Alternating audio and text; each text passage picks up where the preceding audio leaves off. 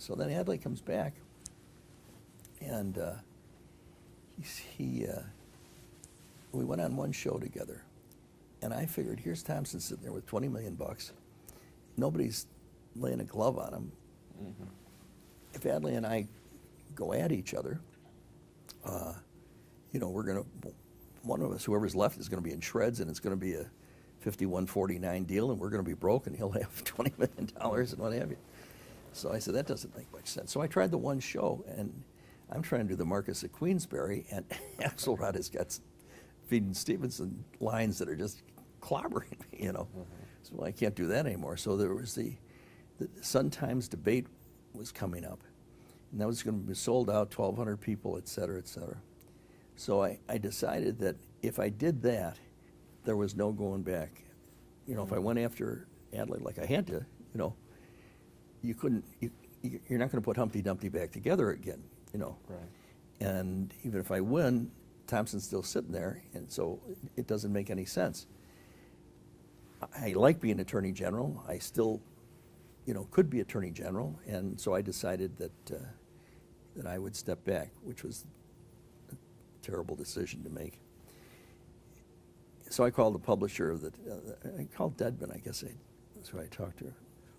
Emmett Deadman. Yeah, either Deadman or, I'm sorry, Emmett Deadman, or, no, it wasn't Emmett, whoever was the publisher at that time. And I told them, and so they called the thing off, and I had to pay for the 1,200 meals, that kind of thing, and what have you. So I ran for Attorney General, and I, got along with Adley fine. As I said, I was sort of shepherding the other people on the ticket for him. And then in 90, before I ran, Marge and I had talked, and I had told her that I really enjoyed being Attorney General, and that I like government. I'd like to stay in government. I didn't want to go back out into the private sector. That I thought the model that appealed to me was Frank Hogan as the district attorney in New York, who was there perpetually, mm-hmm. and that I could stay Attorney General and probably still be there, Right. and enjoy it. And so, for once, she said okay, because she was terrific. She would have been. She ran for governor. She would have been elected, and she was wonderful. But given a choice between me having the salary of a senior or executive vice president for Chicago and being in, government, I think she liked that part family-wise a lot better, which means she had some pretty good common sense. In any event, so that's what we decided to do. So Laura was down at Georgetown. So I was down there for something, and I took her out to dinner because I wanted to tell her myself what I was going to do. So we're sitting in the Tombs, which is that restaurant down at Right. At the university. And so I told her about her mom and I talking the thing through, and that I was going to run for Attorney General, and got through the whole thing. And she said, "Do you mind if I ask you a couple of questions?" And I said, "No." And I said, that's why I wanted to talk to you in person instead of over the phone. She said, "Well, when we were growing up, you told us that you and Mom told us we were given gifts, and someday we had to answer for the gifts." And I said, "Yeah, that's right. And when you were going to run for governor before, you said the reason that you were running for governor was because it had so much more potential to solve the things that you felt that you were in government for, problems that you were in government to try and help solve in terms of resources and what have you, in the Attorney General's office or any other office. Is that right?" I said, "Yeah."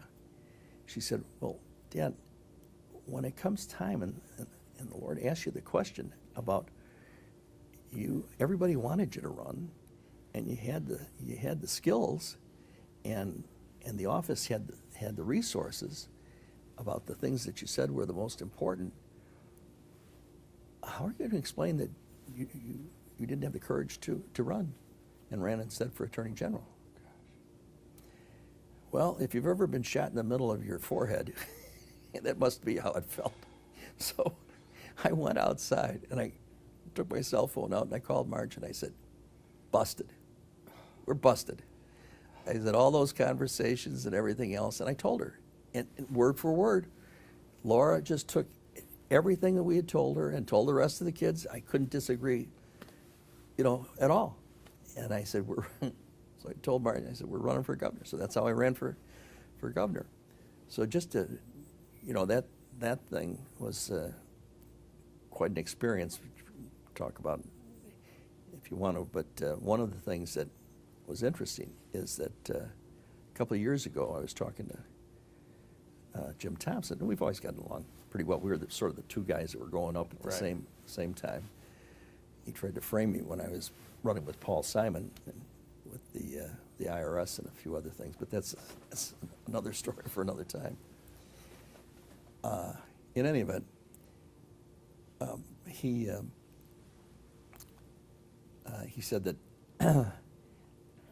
I said to him, I said, I made a lot of Republicans rich that night in 1990. In other words, they were doing business with Sure. some Democrats and getting pretty fat. He said, well, if you think you made a lot of Republicans rich, I got news for you. You made a lot of Democrats a lot richer than some of the Republicans. And I said, yeah, I know that. And he said, I'll tell you a story that if you ever repeat it, I'm gonna disavow it completely. I'm gonna say I never said it, and only because this is for historical purposes. By the time if anybody ever looks at this interview, it'd be a long time from now, I would think. But in any event, what he said to me is he said that Madigan had come to him in 1986 and said to him, which one do you want to have run against you, Stevenson or Hartigan? And he said, well, I've run against Stevenson before. I know what's involved in that, and I think I know how to handle that. And he said, Neil, it's a little more difficult sometimes. And he said, I think Stevenson. Well, Steve Brown is Madigan's spokesman. Steve Brown and David Axelrod are very, very dear friends. And the departure from the campaign, so, without any reason for anything, and then the next thing you know, he's starting the Stevenson campaign. That's what that was about. And so that's what happened in 1986. And by the way, in some of your future sessions, this whole business with the Blagojevich and the way he was run out of office, and the role that the White House played, and the difference between having a special election for a governor and an appointed one, and impeachment, and it's there's some very interesting interpersonal connections that are involved in that whole thing that might prove of interest for history sometime. Be worth exploring. Yeah. Well, I think we have one more office left, or one more race, appellate court. Okay. The appellate court, yeah. I mean, I think there's one other dimension that I'll try and cover quickly. Please. And that is that in addition to being the only elected Democrat that ever went into business at a senior level here, I think it was also when I left government in 1990. I was recruited by Gardner Carton and Douglas, which, as you remember, was which was silk stocking, firm, Right. And stayed there for half a dozen years or 5 years, and then went over to McDermott, Will and Emery, which is also a very prestigious Powerhouse firm. law firm. So in terms of major firms, major legal firms, that was another career, that was some interest. But one thing I did start there was, having been the chairman of the Consumer Committee for all the states, when I came out, there was no defense bar for the multi-states. If you had been a former U.S. attorney, and you were hired by a corporation in that had a problem. Okay, that was a reform. You know, you were the white knight kind of thing. Or if you've been in the state's attorney's office, that had worked. But for some reason, maybe because there were so few attorney generals and the office wasn't known very well up here, that didn't the same thing didn't extend, you know, to the attorney general or to the assistant attorney generals in terms of the responsibilities they'd had and that sort of thing. So there was four of us from Attorney General of Massachusetts, of Pennsylvania, of Tennessee, and to a lesser degree myself, that put together an organization called SAGE, the Society of Attorney Generals Emeritus, which is every former attorney general in the country. Started out as age, and I said, we got enough of that problem, so why don't we try and put an S in front of it and see if we can't, you know, lift it a bit. Well, the one thing about us is that we do know the process of an attorney general's office and the process of multi-state. So what I did, what I've done primarily in practice, is to,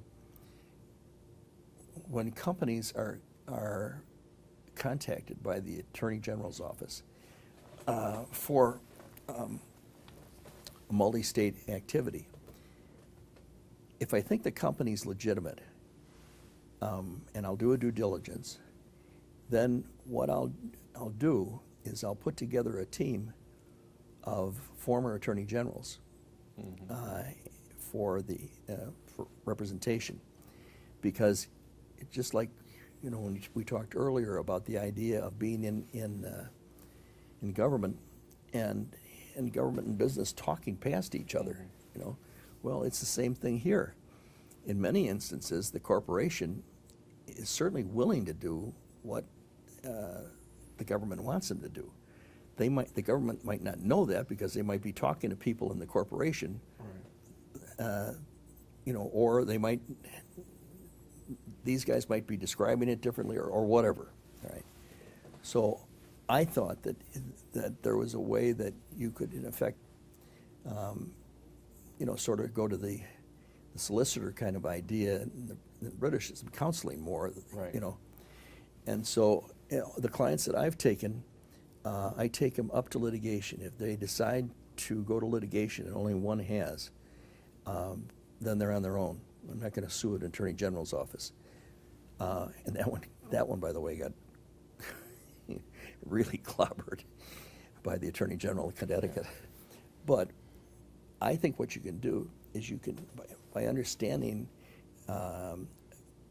what the government is trying to do, and understanding what the company is willing to do, or suggesting to the company a creative way that they can meet the government needs, what the government needs, you can bring a solution out of these things and save years of litigation and untold amounts of money, you know, and limited budgets. So starting with the Sears case and Ed Brennan, that was the first one we did.